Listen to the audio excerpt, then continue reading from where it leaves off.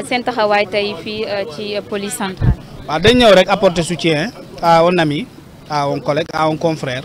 Fofana mu Sen TV Aïda Mbodj la ñu wax ne moo ko porté plainte man góoma loolu bu dee moom la itam dañ koy ñaan rek mu jëggale parce que Aïda Mbodj kilifa la tey ci réew mi kilifa la yaayu ñëpp la war a doon warul xuloo ak kenn waruñu ko atte ak kenn d'ailleurs posture am mooy bu gisee ñaar ñi xuloo mu dem atte mu nekk bàjjenu ñëpp loolu lañ koy ñaan bu dee Aïda yaa ngi gis vidéo bii ñun yàgg nañ la topp yàgg nañ la bëggee kilifa nga ci réew mi xam nga luy état xam nga luy démocratie xam nga donc communication lu am solo la ci mbirum politique waaye war nga xam itam communication lu sensible la parce que mën na nit mën na juum surtout que foofa na dañ ko induire en erreur parce que dafa yaakaaroon ne Aïda mooy wax tey man bi may xëy si wax dëgg yàlla am naa ku ma daje nee na xam na ndaw soosu yàgg nañ ko wax ne yow ak Aïda Mbodj da ngeen nuroo voix alors Ahmed Aïdara nag moo induire ñëpp en erreur parce que bu muy teg audio bi ay booyam ñoo ngi illustré ci ginnaaw photo Aïda Mbodj donc ñu ñëpp ñaakaar ne Aïda moo doon wax moo doon jooy ya te war na jooy sax parce que boo àndee ak nit ñu teg ko loo xam ne jàpp nga ne neexul am na fu mu lay toll boo mënee jooy boo mënee ñaxtu tamit ñaxtu kon loolu yëpp ñaawul lépp dafa doon woon rek bu doon moom la sax mën nañ ko nangul mu woon ne cofeel bu mu am ci Ousmane Sonko ak leneen mais ginnaaw loolu yëpp vraiment na jëlale retiré plainte bi moom tey fu mu toll ci âge fu mu toll ci li mu liggéeyal Sénégal ci li mu liggéeyal démocratie wax dëgg yàlla xel mënut a nangu Aïda di traîner ay ndaw ay police pour porter plainte loolu lañ koy ñaan nag yaay booy vraiment ma ñoo ngi lay ñaan nga jëggale bàyyi loolu mu jàll parce que wax dëgg yàlla fu mu toll ni kilifa ñëpp nga tey bokk nga ci patriarche yi xam na lañ koy woowee bu dee jigéen la ci réew mi bokk nga ci nit ñi ëpp dayoo en terme d'expérience politique en terme de parcours mais aussi vu ton âge kii mën na nekk sa doom donc bu amoon problème tey mënoon na la woon ne la yaay man dama am problème fii ndax man nga ma taxaw ci sa influence ci say relation ci leneen ak leneen donc discours boobu laa mën a am ci moom adressé ko solennellement pour lui demander véritablement de retirer cette plainte et de pardonner si elle peut le faire et je pense qu'elle peut le faire parce qu'il y a aucune raison qu'elle ne puisse pas le faire et de surcroît Fofana toog na ci télé bi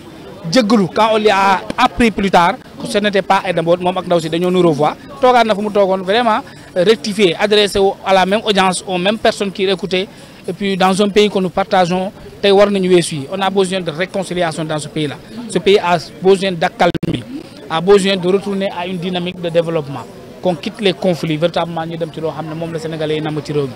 loolu laa ko bëggoon wax loolu laa amoon li ma ciy wax parce que tout simplement Sénégal moom ñoo ko bokk te boo leen bokkee réew nag da ngeen di fexe booloo doon benn unité nationale bi gars yi di woote jot na tey ñu jommal ko quoi. waaw oui nit la xam nga yaay la Aïda Mbodj yaay la mënul soxor mënul bon certainement si c'est des gens qui lui ont conseillé cela na xam ne conseil bi baaxul yaay booy du yóbbu ay doomam prison du leen yóbbu police yaay dafay fekk nit di maanaam na nekk jéegu puso quoi voilà moom la wala fii di wax na nekk jéegu puso bu mu nekk lamset mukk ci àddina agam waratu ko permettre tey taxawaayam mooy boole nit ñi waaw xam naa ne lii bu ko déggee je ne pense pas que ce soit le seul qui ait tenu ce discours bu mu topp coowal politique day jeex donc chacun d'entre nous doit travailler à laisser un legs positif à la génération future surtout à nos enfants je pense que loolu moo am solo xam naa ne bu ko déggee xam naa sax lii neexu ko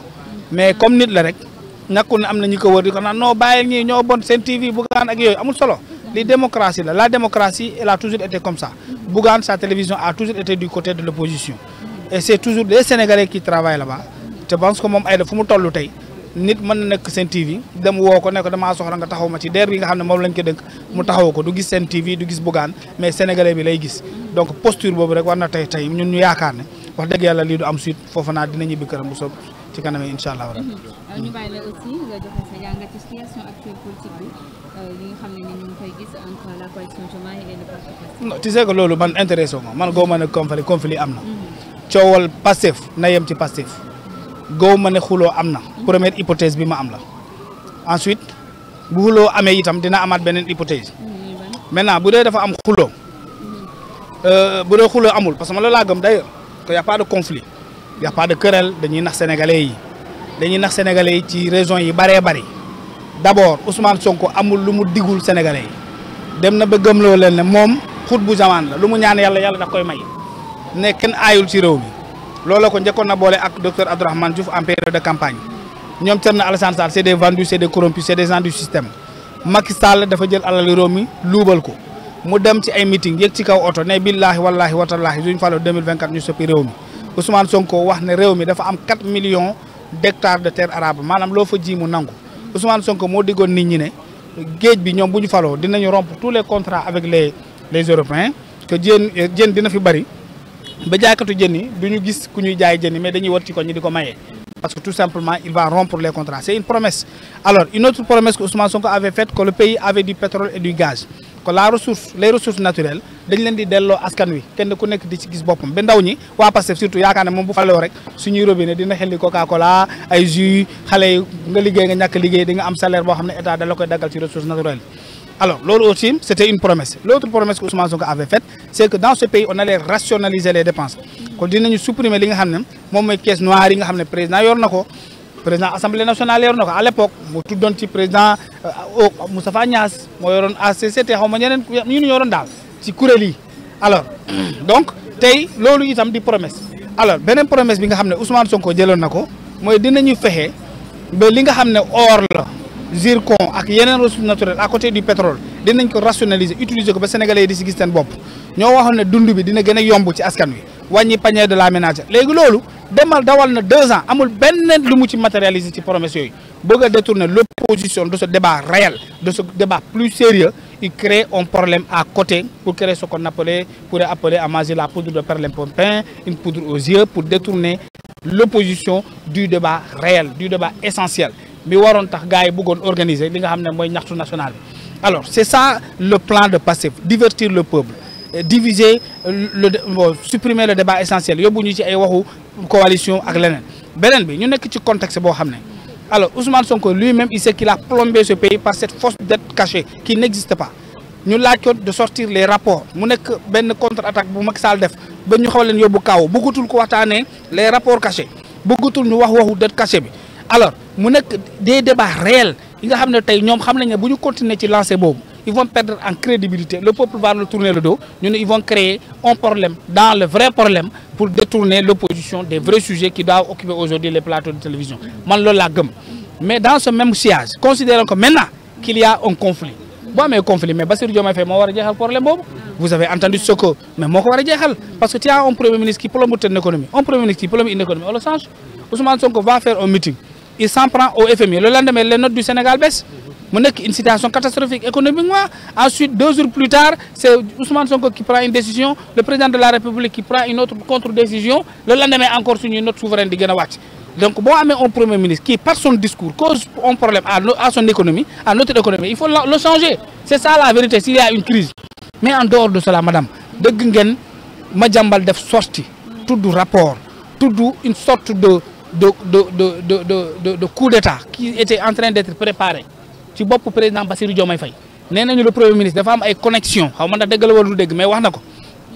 parce que jàpp ma ne Madiambal ci ay waxu caaxaan ci ay waxu fen dina tudd un général qui est en fonction nee na jël na rapport bi jox ko général nee na rapport boobu noonu jot président de la République jot na ci mais on parle de coup d'état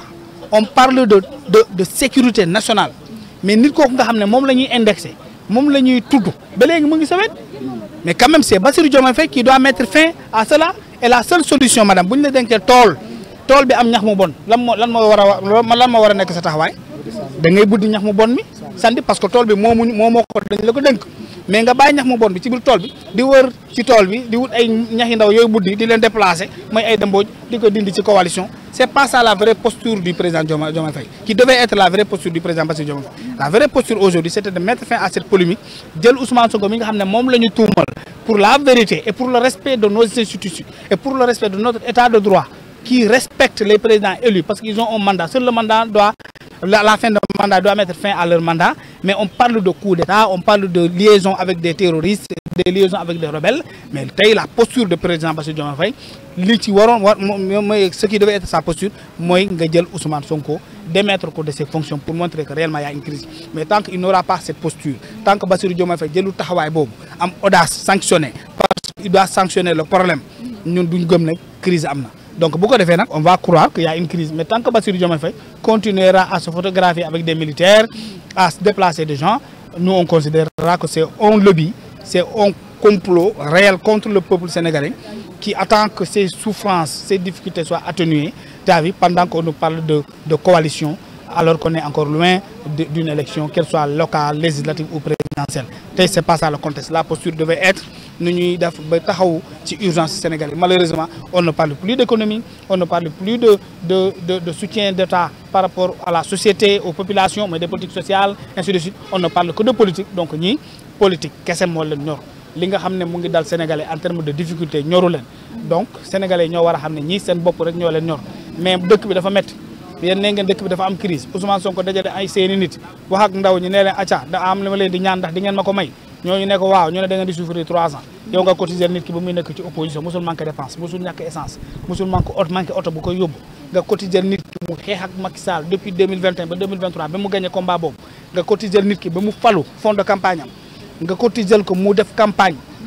Vous vous rappelez de Dakar Arena, c'est 500 millions mobilisés di benn jour mu am majorité à l'Assemblée nationale. Mais mu bëgg na la wax ni yow légui da ngay muñ souffrir pendant ñetti alors que denk ko sa banque. Donc tous les privilèges dépenses du ko fay yërëm tailleuram du ko fay état moko prendre en charge day am carburant té pendant que mom mu ngi leen di wax né muñ leen souffrir leen vous ne l'avez pas entendu parler de suppression ou de diminution des salaires des fonctionnaires, diminution des salaires des ministres. Si fonctionnaires ça man leen baye sen salaire mais ministres yi députés yi DG yi mais caisse noire bi ñu supprimer ko caisse bi nga xamné ma jambal néna mom amna ko mu supprimer ko li nga xamné ñong ko yobbu chaque wër ci assemblée nationale ñu dindi ko ñu reverser ko ci askan wi. Je pense que loolu mo waron nek posture bi mais nit ko waxu len loolu mo na len da ngeen di muñ. Et à côté on est en présence d'un état du calpé lo jënd mu jël ci 1%. Ginaaw loolu jël na li nga xamné mom lañu wowe TVA mu jël impôt sur le salaire mo ne légui day def état bandi état bo xamné day sacc peuple am bo yoré sa salaire ba paré ñu viral wax leen sen patron bu ñu leen viral ci xaalis parce que bu ñu leen ko viré par ay Wave xamal ne saa yoo transféré 5000 état day jël 1%. nga transféré waat encore benn 5000 mu jëlaat 1%. boo defee 50